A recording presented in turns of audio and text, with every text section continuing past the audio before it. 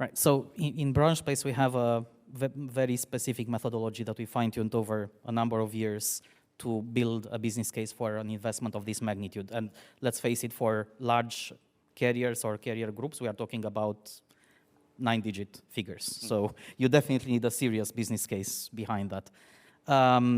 So typically, we would start by looking at, it's actually a fairly straightforward and traditional process. You started looking at what are the weak points in the as-is state. You start defining a target end state, a capability model. You identify then the gaps between the as-is state and the target capability model that you want to achieve. And that would give you an overview of the changes that need to be implemented. And I mean, in this case, it will be obviously the transition to offer and order, because one thing that I hope we are all aligned on, and if anybody doesn't agree, then I'm very happy to have that discussion. The transition to offer and order is no longer a matter of if, it's a matter of when. You may feel as an airline that it is risky for you to proceed at this point, and that's a fair position to have, but you have to be realistic and aware of the fact that you will have to do it sooner or later. You may not do it now, you may decide to do it in 3, 5, probably more than 5 would be already dangerous, but something like this 3 to 7 years, you will need to do it.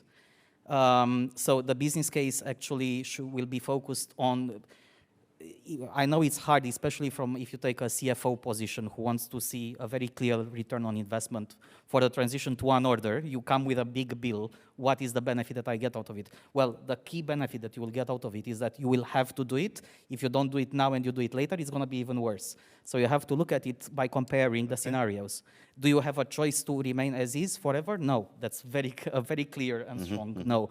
So the choice is, I'm doing it now, I'm doing it in 3 years, or I'm doing it in 6 years. Okay. And there are differences between those scenarios, and there are pros and cons for each of them.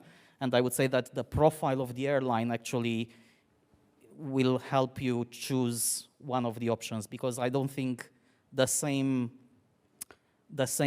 pros and cons will apply for every profile of airline. No one size fits all, exactly. Definitely. Anyone else want to?